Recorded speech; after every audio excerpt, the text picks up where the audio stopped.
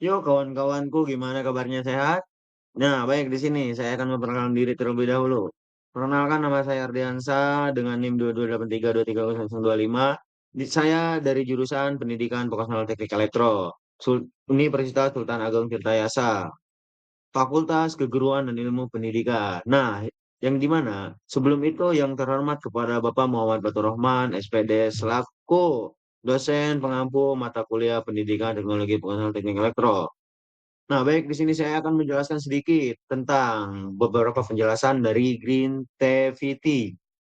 Nah, sebelum itu, selamat datang di video edukasi Green Tvet, sebuah pendekatan baru dalam pendidikan vokasional yang menggabungkan keterampilan teknis dengan kepedulian terhadap lingkungan.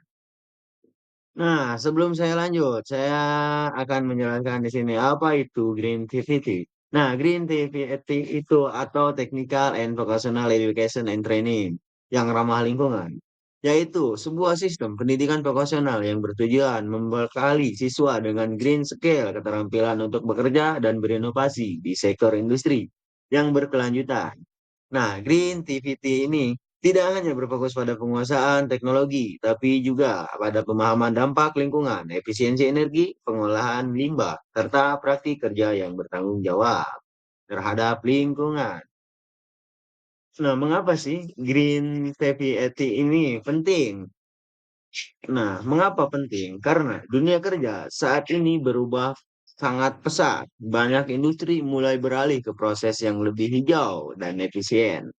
Green VVAT ini menjadi penting karena yaitu untuk mendukung tujuan pembangunan berkelanjutan atau SDGs dan mempersiapkan tenaga kerja yang kompeten di bidang energi terbarukan seperti transportasi bersih dan manajer lingkungan untuk menumbuhkan kesadaran ekologis di kalangan generasi muda. Yang terakhir adalah Green TVT bukan hanya solusi pendidikan, tapi juga investasi masa depan bagi bumi kita. Selanjutnya, di sini juga terdapat beberapa unsur-unsur dalam Green TVT, yaitu yang pertama, kurikulum hijau, materi pelajaran yang mengintegrasikan prinsip-prinsip keberlanjutan seperti efisiensi energi dan ekonomi sirkular. Kedua, praktik ramah lingkungan, bengkel dan laboratorium didesain hemat energi menggunakan alat atau teknologi bersih.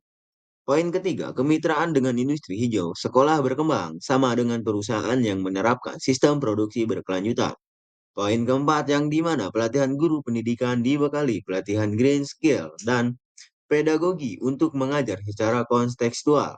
Poin terakhir ataupun poin kelima, yaitu kesadaran dan etika lingkungan. Siswa diajarkan untuk berpikir kritis, kreatif, dan etis dalam mengambil keputusan di tempat kerja. Nah, di sini juga ada beberapa contoh nyata dari Green Tea PAT di dunia. Yang di mana di sebuah negara, yaitu negara Jerman, sekolah vokasi menyediakan pelatihan energi angin dan manajemen limbah industri. Nah, di Filipina juga siswa itu dilatih untuk membuat biogas dari limbah organik. Nah, di Indonesia sendiri ataupun di negara kita, ini ada beberapa SMK mulai mengembangkan laboratorium energi terbarukan serta program daur ulang plastik untuk keperluan industri kreatif. Nah, di slide berikutnya, saya udah menyantumkan video. Nah, mari kita saksikan video tersebut.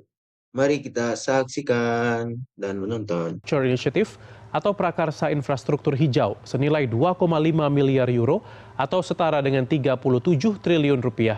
Untuk mengetahui lebih lengkap mengenai Green Infrastructure Initiative, kita simak wawancara produser lapangan CNN Indonesia, Vina Nabilah, dengan Duta Besar Jerman untuk Indonesia, Ina Lepel. Selamat pagi. Pada Juni 2002 silam, Presiden Jerman Frank-Walter Steinmeier bertemu dengan Presiden Republik Indonesia Joko Widodo melangsungkan pertemuan kenegaraan dan sektor energi menjadi salah satu ambisius terbesar antara kedua negara. Lalu sebenarnya bagaimana Jerman melihat potensi sektor energi di Indonesia dan bagaimana kedua negara dalam memahami pemulihan ekonomi di G20. Kita akan membahasnya dengan Duta Besar Jerman untuk Indonesia, Excellency Ina Lepel. Guten Morgen, Ambassador. Guten Morgen. Thank you, terima kasih thank you for making time with us. in the middle of your busy schedule. Always a pleasure. Yes, Ambassador. So let's start about the latest meeting with our two presidents. They are highlighting about the energy sector, right? And one of the biggest ambitious between both countries is energy sector. So how does Germany perceive about the potential of energy sector in Indonesia, Ambassador? Yeah, we think there is a lot of potential and a lot of need. Climate change is a big priority for the German government. And especially this summer, we are really feeling already the effects of climate change in Germany, in Europe, with all the fires, with the incredible drought we are facing. And we also realize that energy is one of the key factors for emissions. That's why in Germany we are pushing very much for our energy transition. And we also see a lot of potential for cooperation with Indonesia. So, Ambassador, when we talk about energy sector, one of the most ambitious projects, as I mentioned before, is about green infrastructure initiative. The project with 2.5 billion euros, 5 years project. So, would you mind to tell us more about the progress today about the green infrastructure initiative and the example that really close with people's life in Indonesia about the project, Ambassador? With great pleasure. The green infrastructure aims at looking at cities, big cities, and to make them green, sustainable, and resilient. And that's why they focus on public transport, on circular economy, waste and wastewater management, and water management in general. Because these are the issues, as you said, that concern the livelihood of people in these cities who really suffer and face hassle when these things are not managed well. We do want to do this project as Indonesia-German green infrastructure project, which is why there is a lot of coordination going on. Both sides have to agree on the projects that are finally picked. So there's a selection procedure, and that's going on at the moment. There have been pre-feasibility studies that have identified 15 projects in the 4 pilot provinces, all the 3 provinces in Java and Bali.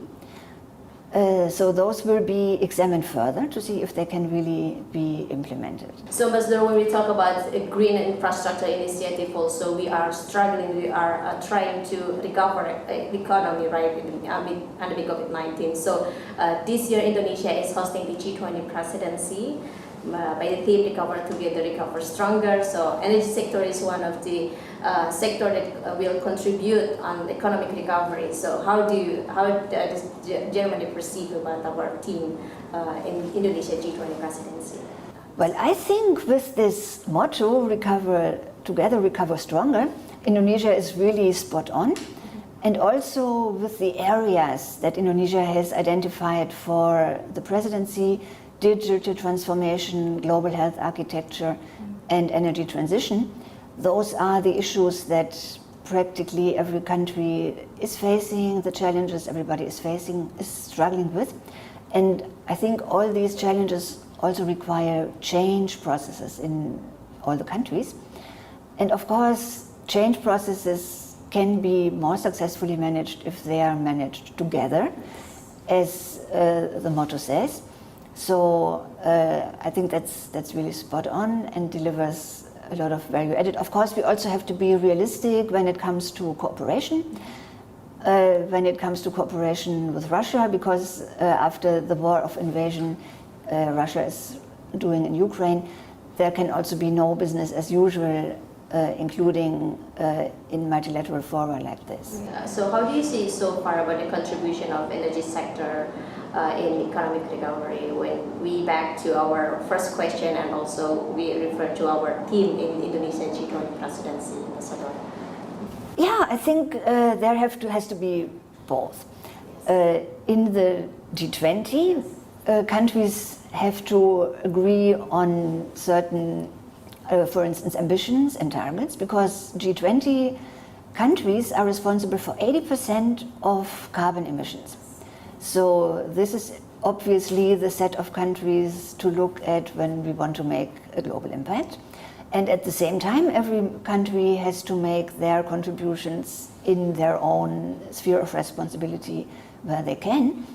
So in Germany, we are working very hard on this transition. The energy crisis we are facing at the moment due to Russia's war of aggression against Ukraine is giving us additional momentum to speed up this process and to do what we had already decided before, phasing out of fossil fuels very quickly in energy, but also in the sectors of transport and building, where it's more difficult, but still very much needed. And I'm very happy to note that Indonesia is also ambitious and working on where Indonesia can also reduce its own carbon footprint. Yes, we are struggling our global, one of the most important global partnership between both countries, like the energy sector. So, Ambassador, there was a bilateral meeting between our President Joko Widodo and Chancellor Olaf Scholz on the sideline G7 summit in Elmo. Was that a sign that his attendance for the G20 summit that will be held in Bali by this November 2022 in person? Actually, here I can only refer to what he said in his press conference or press remarks in the framework of the G7 meeting and summit. And I guess I would have to read that off it because it was a bit lengthy. So to paraphrase that, Yes. As far as the G20 are concerned, there was a high degree of agreement in all talks on the importance of preserving the unity of the G20. That's why from today's perspective, the decision of the countries gathered here would be to go there. Today's perspective means the perspective of end of June this year. And he continued, having fruitful exchanges is of course of great importance. In this regard, the meetings with non-G7 partners we had invited were also very, very important. Now Indonesia holds the G20 presidency. Next year it will be India. Those are two big, important friends and nations with whom we cooperate closely. That's why it is important for us to give things a good drive, if I may put it that way. That's what we will look after then. We are looking forward for the fruitful discussion also and for his attendance in the G20 summit in November. We hope so. Yes, we really hope that one. And Ambassador, that's all our interview about Indonesia G20 presidency for Road to G20 with CN Indonesia. Dankeschön. Terima kasih banyak.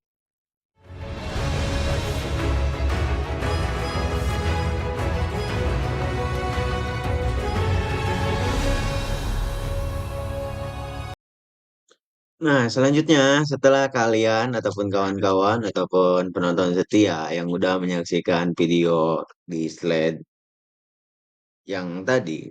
Nah, di slide ini juga terdapat beberapa tantangan dan harapan dari Grand TPT juga menghadapi tantangan gitu.